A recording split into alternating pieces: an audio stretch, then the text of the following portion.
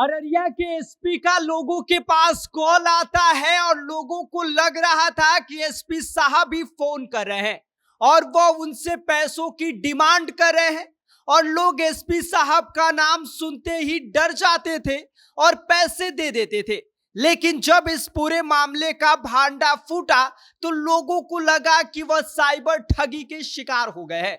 क्या हुआ था अररिया में, आगे हम आपको सब कुछ विस्तार से बताएंगे।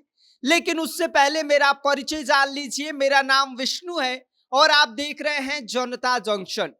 बिहार के अररिया जिले से एक अजब गजब साइबर ठगी का मामला सामने आया है। अब जरा आप सोचिए कि अगर आपको अचानक एसपी साहब का फोन आए और कहा जाए कि तुम्हारा नाम केस में है लेकिन पैसे दोगे तो नाम हटा देंगे, तो आप क्या करेंगे? ज्यादातर लोग डर जाएंगे और पैसे भी दे देंगे। और यही हुआ। दरअसल अररिया के कुछ शातिर साइबर अपराधियों ने पुलिस अधीक्षक के सरकारी नंबर का ही इस्तेमाल कर लोगों को ठगना शुरू कर दिया और लोग समझते थे कि वाकई एसपी साहब ही उनको फोन कर रहे हैं। फोन पर डांट फटका कर केस में फंसाने की धमकी और फिर समाधान के नाम पर पैसों की डिमांड। बस लोग नाम के मारे डर जाते थे और पैसे ट्रांसफर कर देते थे। लेकिन जब इस पूरे मामले की पोल खुली तो लोगों को समझ में आया कि वे साइबर ठगी के शिकार हो चुके हैं।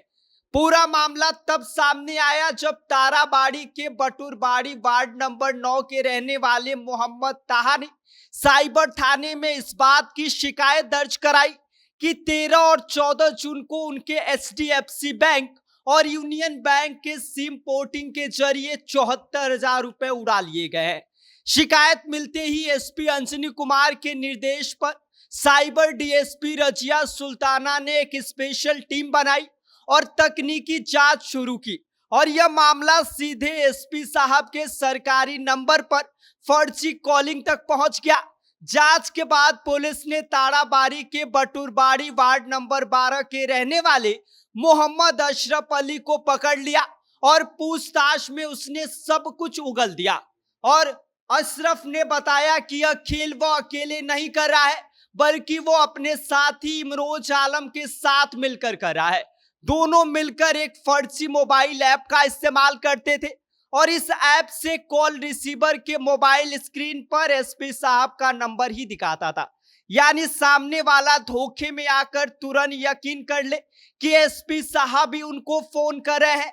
अब साइबर डीएसपी रजिया सुल्ताना के मुताबिक यह गिरोह सबसे पहले उन लोगों की तलाश करता था जिनके खिलाफ कहीं ना कहीं केस दर्ज हो। फिर उन्हें फोन करके कहता था कि तुम्हारा नाम केस में है लेकिन अगर पैसे दोगे तो हम तुम्हारा नाम हटा देंगे।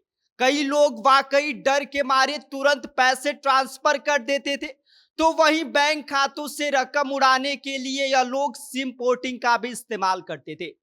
दोनों आरोपियों को पकड़कर पुलिस ने फिलहाल न्यायिक हिरासत में भेज दिया है।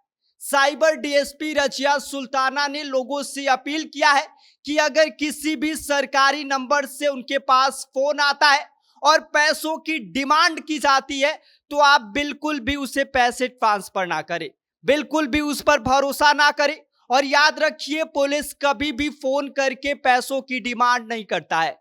ऐसे मामलों में तुरंत जो आपके नजदीकी साइबर थाने हैं या फिर जो नजदीकी स्थानीय थाना है वहां पर जाकर शिकायत दर्ज कराइए।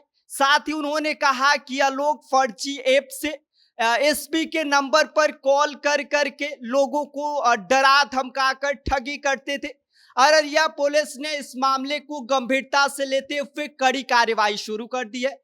कभी भी किसी भी अनजान कॉलर को अपना ओटीपी, बैंक डिटेल या फिर आधार नंबर न बताने की भी उन्होंने सलाह दी और साथ ही उन्होंने इस बात की भी जानकारी दी कि सरकारी योजनाओं की जानकारी सिर्फ ऑफिशियल वेबसाइट या सरकारी दफ्तर से ही ले और अगर आपके साथ किसी भी प्रकार की साइबर ठगी हो जाती है तो तुरंत आप हेल्पलाइन नंबर 1930 या फिर वेबसाइट www.cybercrime.gov.in पर जाकर शिकायत दर्ज करा सकते हैं। बाकी इस पूरी खबर पर आपका क्या कहना है, आप क्या सोचते हैं, आप हमें कमेंट कर सकते हैं। आप देख रहे हैं जनता जंक्शन, मेरा नाम विष्णु है।